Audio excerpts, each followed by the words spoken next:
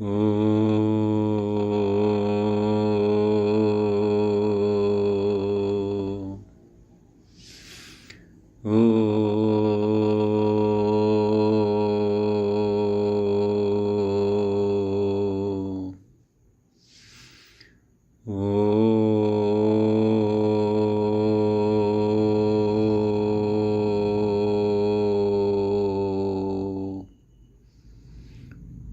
ಶ್ರೀ ಗುರುಭ್ಯೋ ನಮಃ. ಓಂ ಶ್ರೀ ಕೃಷ್ಣ ಪರಬ್ರಹ್ಮಣೇ ನಮಃ. ಓಂ ಶ್ರೀ ಮಾತ್ರೇ ನಮಃ.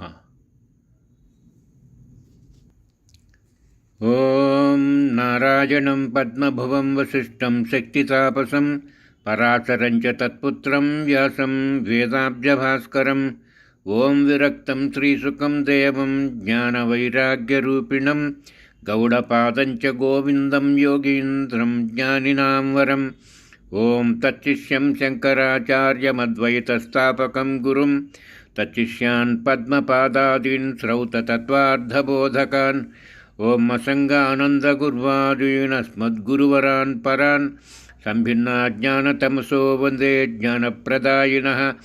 ಓಂ ಶ್ರೀನಾರಾಯಣಗುರ್ವಾದ್ಯಾಂ ಶಿವಲಿಂಗಾರ್ಯಮಧ್ಯಮಾಂ ಅಸಂಗಾನಂದಪರ್ಯಂತಾಂ ವಂದೇ ಗುರುಪರಂಪರಾಂ. ಓಂ ಶ್ರೀಕೃಷ್ಣ ಪರಬ್ರಹ್ಮಣೇ ನಮಃ. ಓಂ ಸಂಸಾರಸಾಗರಂ ಘೋರಂ ತತ್ತುಮಿಚ್ಛತಿ ಯೋ ನರಃ ಗೀತಾನಾವಂ ಸಮಾಸಾದ್ಯ ಪಾರಂ ಯಾತಿ ಸುಖೇನ ಸಹ.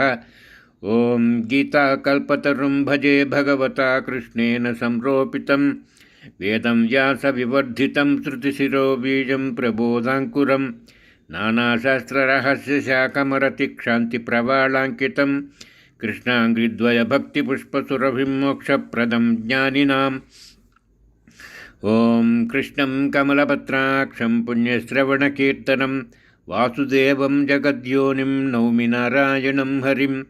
ಓಂ ಪಾರ್ಥಾಯ ಪ್ರತಿಬೋಧಿತಾಂ ಭಗವತಾ ನಾರಾಯಣೇನ ಸ್ವಯಂ ವ್ಯಾಸೇನ ಗ್ರಥಿತಾಂ ಪುರಾಣಮುನಿನಾ ಮಧ್ಯೆ ಮಹಾಭಾರತಂ ಅದ್ವೈತಾಮೃತವರ್ಷಿಣೀಂ ಭಗವತೀಂ ಅಷ್ಟಾದಶಾಧ್ಯಾಯಿನೀಂ ಅಂಬ ತ್ವಾಮನುಸಂಧತಾಮಿ ಭಗವದ್ಗೀತೆ ಭವದ್ವೇಷಿಣೀಂ. ಓಂ ಮಲನಿರ್ಮೋಚನಂ ಪುಂಸಾಂ ಜಲಸ್ನಾನಂ ದಿನೇ ದಿನೇ ಸಕೃದ್ಗೀತಾಂಬಸಿ ಸ್ನಾನಂ ಸಂಸಾರಮಲಮೋಚನಂ. ಓಂ ನಾರಾಯಣಂ ನಮಸ್ಕೃತ್ಯ ನರಂ ಚೈವ ನರೋತ್ತಮಂ ದೇವೀಂ ಸರಸ್ವತೀಂ ವ್ಯಾಸಂ ತತೋ ಜಯಮುದೀರಯೇತ್.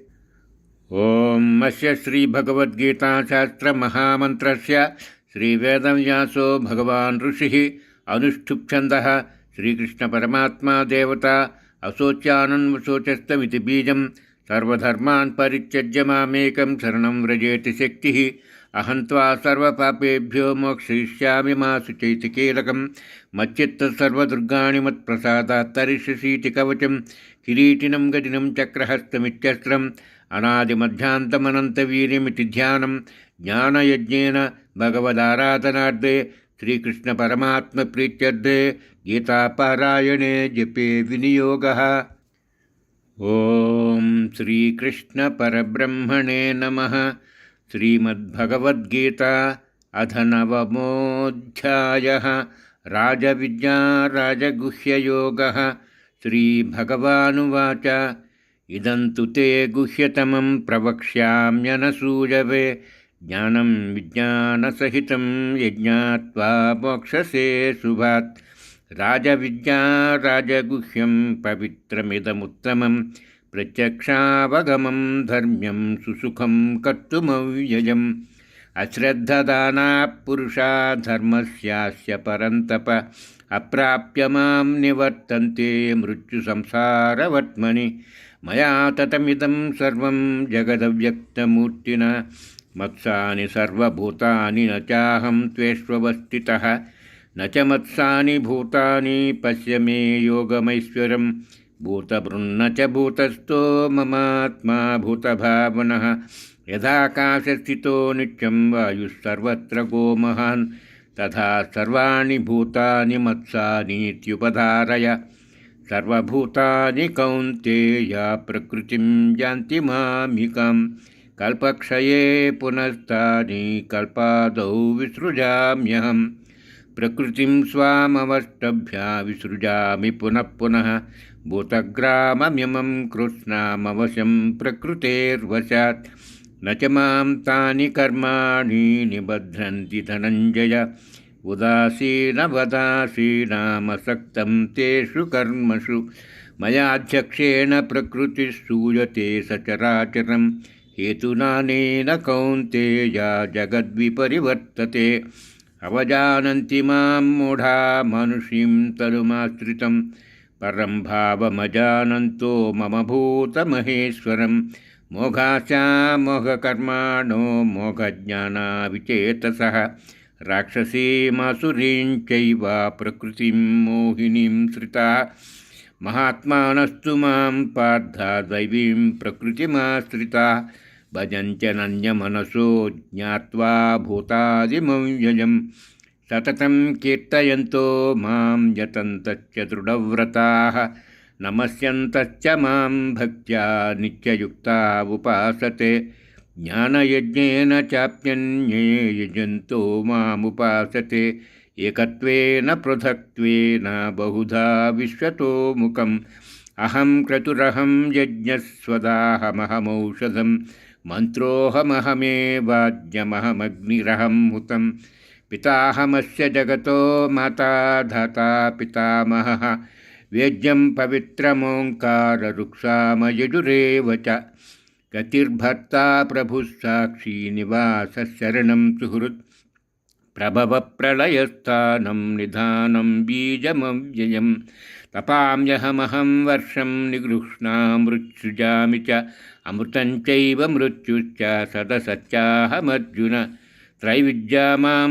सोमपापोतपापा यज्ञैरिष्ट्वा स्वर्गतिं प्रार्थयन्ते ते पुण्यमासाद्य सुरेन्द्रलोकमश्नन्ति दिव्यान् दिवि देव भोगान् ते तं भुक्त्वा स्वर्गलोकं विशालं क्षीणे पुण्ये मर्त्यलोकं विशन्ति एवं त्रयी धर्ममनुप्रपन्ना गतागतं कामकामा लभन्ते अनन्याश्चिन्तयन्तो मां ये जना पर्युपासते तेषां नित्याभियुक्तानां योगक्षेमं वहाम्यहम् येऽप्यन्यदेवता भक्ता यजन्ते श्रद्धयान्विताः तेऽपि मामेव कौन्तेया यजन्त्य विधिपूर्वकम् अहं हि सर्वयज्ञानां भोक्ता च प्रभुरेव च न तु मामभिजानन्ति तत्त्वेनातश्च्यवन्ति ते यान्ति देवव्रता देवान् पितॄन् यान्ति पितृव्रताः भूतानि यान्ति भूतेज्या यान्ति मज्जाजिनोऽपि मां पत्रं पुष्पं फलं तोयं यो मे भक्त्या प्रयच्छति तदहं भक्त्युपहृतमश्नामि प्रयतात्मनः यत्करोषि यदश्नासि यज्जुहोषि ददासि यत्तपस्वसि कौन्तेया तत्कुरुष्व मदर्पणं शुभाशुभफलैरेवं मोक्षसे कर्मबन्धनैः संन्यासयोगयुक्तात्मा विमुक्तो मामुपैष्यसि समोहं सर्वभूतेषु न मे द्वेष्योऽस्ति न प्रियः ये भजन्तु तु मां भक्त्या मयि ते तेषु चाप्यहम् अपि चेत्सु दुराचारो भजते मामनन्यभक् साधुरेव समन्तव्या सम्यग् व्यवसितो हि सः क्षिप्रं भवति धर्मात्मा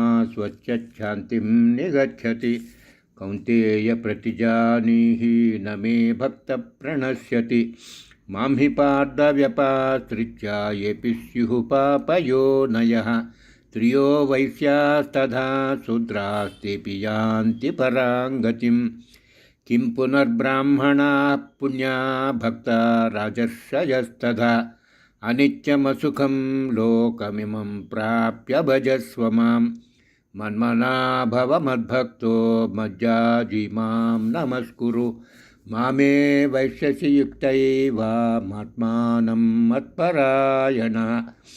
ओम तत्सत् इति श्रीमद्भगवद्गीतासु उपनिषत्सु ब्रह्मविद्यायां योगशास्त्रे श्रीकृष्णार्जुनसंवादे राजविद्या राजगुह्ययोगो नाम नवमोऽध्यायः। हरिः ओम्।